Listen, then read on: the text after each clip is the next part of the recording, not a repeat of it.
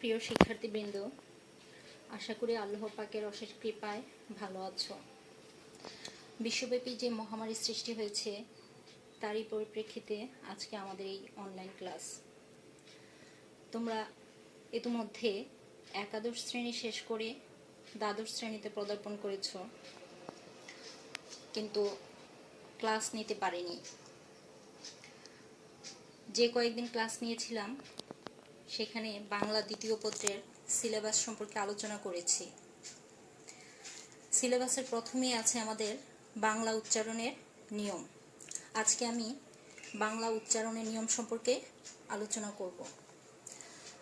আজকে আমরা বাংলা উচ্চারণের নিয়ম থেকে যা যা শিখব: উচ্চারণ রীতি কাকে বলে, বিশুদ্ধ উচ্চারণের প্রয়োজনীয়তা এবং অধ্বনির উচ্চারণ। উচ্চারণ রীতি কাকে বলে? শব্দের যথাযথ উচ্চারণের জন্য নিয়ম বা সূত্রের সমষ্টিকে উচ্চারণ রীতি বলে। অর্থাৎ ভাষাতত্ত্ববিদগণ ও ব্যাকরণবিদ পণ্ডিতগণ বাংলা ভাষার প্রতিটি শব্দের কতগুলো নিয়ম প্রণয়ন করেছেন, সেই নিয়মের সমষ্টিকেই উচ্চারণ রীতি বলে। এবার আসা যাক বিশুদ্ধ উচ্চারণ প্রয়োজন কেন।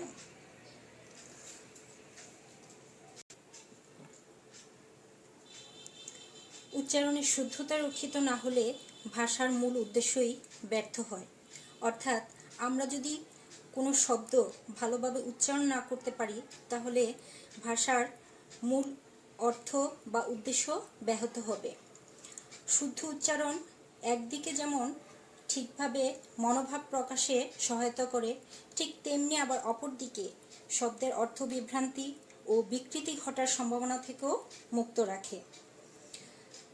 যেমন আমি যদি তোমাদেরকে বলি এই গরমে গুড়ের শরবত খাবে, আবার একই কথা আবার বললাম গুড়ের শরবত খাবে।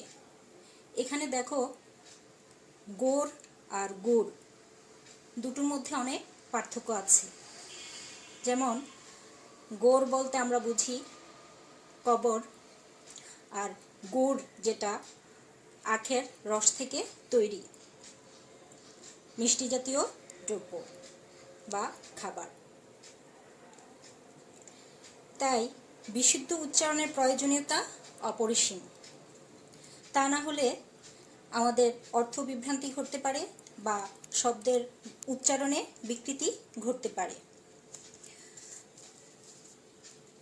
বাংলা উচ্চারণের জন্য নিম্নলিখিত বিষয়গুলির প্রতি দৃষ্টি রাখতে হবে। যেমন দেখো, প্রমিত কথ্য ভাষার বাচনভঙ্গি অনুসরণ করা, অর্থাৎ চলিত আঞ্চলিক ভাষার পার্থক্য সম্পর্কে অবহিত হওয়া ও প্রয়োজনীয় ক্ষেত্রে যথাযথভাবে ব্যবহার করা। 2 নম্বরে দেখো, স্বরধ্বনি ও ব্যঞ্জনধ্বনির যথাযথ উচ্চারণ সম্পর্কে অবহিত হওয়া, অর্থাৎ ঠিক স্থান থেকেই উচ্চারণটি করতে হবে। 3 নম্বরে উচ্চারণ সূত্র সম্পর্কে সম্যক ধারণা লাভ করা, অর্থাৎ যেই সূত্রগুলি আমাদের দেওয়া আছে বা নিয়ম দেওয়া আছে সেগুলি সম্পর্কে আমাদের ধারণা নিতে হবে। 4 নম্বর আঞ্চলিকতা পরিহার করা, অর্থাৎ আমাদের ভাষা থেকে আঞ্চলিকতাকে সম্পূর্ণভাবে পরিহার করতে হবে। 5 নম্বর অনুশীলন বা চর্চা করা, প্রয়োজনে অভিধান দেখতে হবে এবং তা অভ্যাসে পরিণত করতে হবে। অর্থাৎ আমরা প্রতিনিয়ত এই অনুশীলন বা চর্চা করতে পারি এবং যদি কখনো সন্দেহ হয় বা বিভ্রান্তি দেখা দেয় তখন প্রয়োজন হলে অভিধান দেখতে পারি এবং প্রতিনিয়ত সেটা আমাদের অভ্যাসে পরিণত করতে হবে। তাহলে আমরা শিখলাম যে বাংলা উচ্চারণের নিয়মে দেখলাম যে উচ্চারণ রীতি কাকে বলে এবং বিশুদ্ধ উচ্চারণের প্রয়োজনীয়তা কেন হয়। এখন আসো আমরা অধ্বনির উচ্চারণ সম্পর্কে জানব। অধ্বনির উচ্চারণ শব্দে অবস্থান ভেদে অ দুরকমে লিখিত হয়। এক, স্বাধীনভাবে ব্যবহৃত অ, যেমন অমর, অনেক। এখানে অ স্বাধীন অ, অনেক অ স্বাধীন অ। শব্দের মধ্যে অন্য বর্ণের সঙ্গে বিলীনভাবে ব্যবহৃত অ, এটি হচ্ছে 2 নম্বরে। অর্থাৎ একটা শব্দের সাথে আমরা দেখি যে অন্য বর্ণের সাথে মিশে আছে এমন একটি অ, যেমন করো, বলো। দেখো এখানে ক আছে, ক এর সাথে আমরা কি পাই? অ পাই। ক যোগ অ, র যোগ অ। এখানে দেখো ক যোগ অ যোগ র যোগ অ মিলে কি হলো? করো। একইভাবে আবার বলকেও আমরা বলতে পারি ব যোগ অ যোগ ল যোগ অ। শব্দের অধ্বনির দুরকম উচ্চারণ পাওয়া যায়। এক, বিবৃত বা স্বাভাবিক উচ্চারণ, যেমন অমল, অনেক। 2 নম্বরে সংবৃত বা ও ধ্বনির মতো উচ্চারণ, যেমন অভ্যাস। দেখো এখানে আমি উচ্চারণ লিখেছি ও, এখানে অভ্যাসটা ও হয়ে গেছে। এখানে অভ্যাস আমরা যখন উচ্চারণ লিখব। আবার অমনি, আমরা কিন্তু অমনি উচ্চারণ করি না, আমরা কি বলি? অমনি। এখানে ও হবে। মন, এখানে আমরা মন উচ্চারণ করব না, আমরা উচ্চারণ করব কি? মন।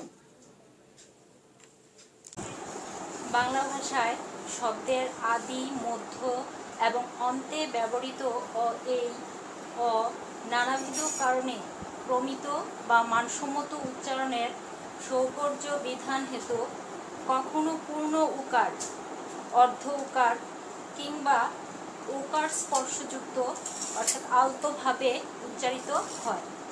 সর্বত্র হয় না, হয় বিশেষ বিশেষ ক্ষেত্রে, বিশেষ বিশেষ কারণে।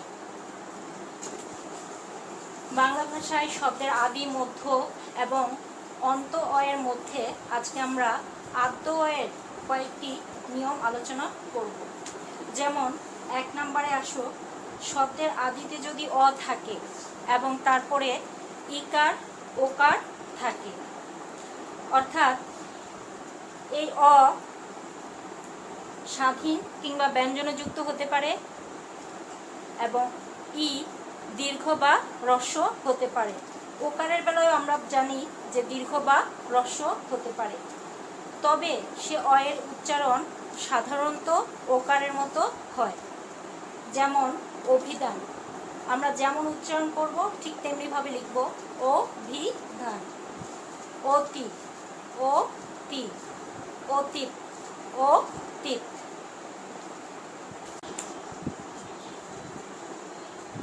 2 নম্বরে দেখো, শব্দের আদ্য অয়ের পরে জফলাযুক্ত ব্যঞ্জন বর্ণ থাকলে সেক্ষেত্রে অয়ের উচ্চারণ প্রায়শ ওকারের মতো হয়। যেমন অদ্য, আমরা লিখব উচ্চারণ অদ্য। অন্য, উচ্চারণ ঠিক তেমনি হবে অন্য। অত্যাচার, আমরা এখানেও লিখব অত্যাচার, ইত্যাদি। 3 নম্বরে আসো, শব্দের আদ্য অয়ের পর ক্ষীয়। বাংলা উচ্চারণে শব্দের আদিতে যার উচ্চারণ খ এবং শব্দ মধ্য ও অন্তে ক খ এর মতো হয়ে থাকে।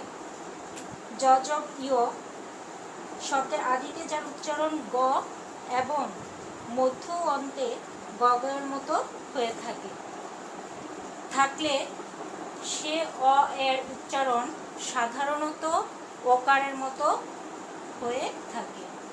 যেমন অক্ষ, অক্ষ, দক্ষ, দক্ষ, যজ্ঞ, যোগ্য, ইত্যাদি। 4 নম্বরে দেখো, শব্দের প্রথমে যদি অ থাকে এবং তারপর ঋকার যুক্ত ব্যঞ্জন বর্ণ থাকে, সেই অ এর উচ্চারণ সাধারণত ওকারের মতো হয়, যথা মসৃণ। দেখো উচ্চারণ এভাবেই লিখতে হবে, মসৃণ অথবা মসৃণ, আমরা দুইভাবেই এটার উচ্চারণ লিখতে পারি। যকৃৎ, যকৃৎ। কর্তৃকারক, কর্তৃকারক ইত্যাদি।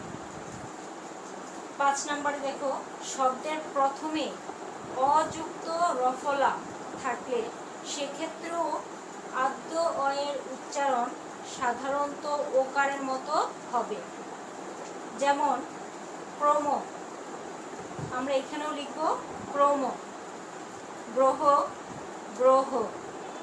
ব্রত, ব্রত ইত্যাদি। তাহলে আজকে আমরা আদ্য অয়ের 5টি নিয়ম শিখলাম।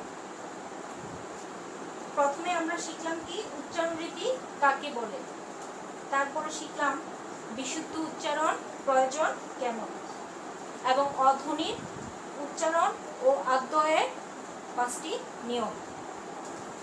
আগামী ক্লাসে এগুলি খুব ভালো করে শিখবে এবং পরবর্তীতে আমি আরও কিছু নিয়ম দিব। সবাই ভালো থাকো, সুস্থ থাকো। আল্লাহ হাফেজ।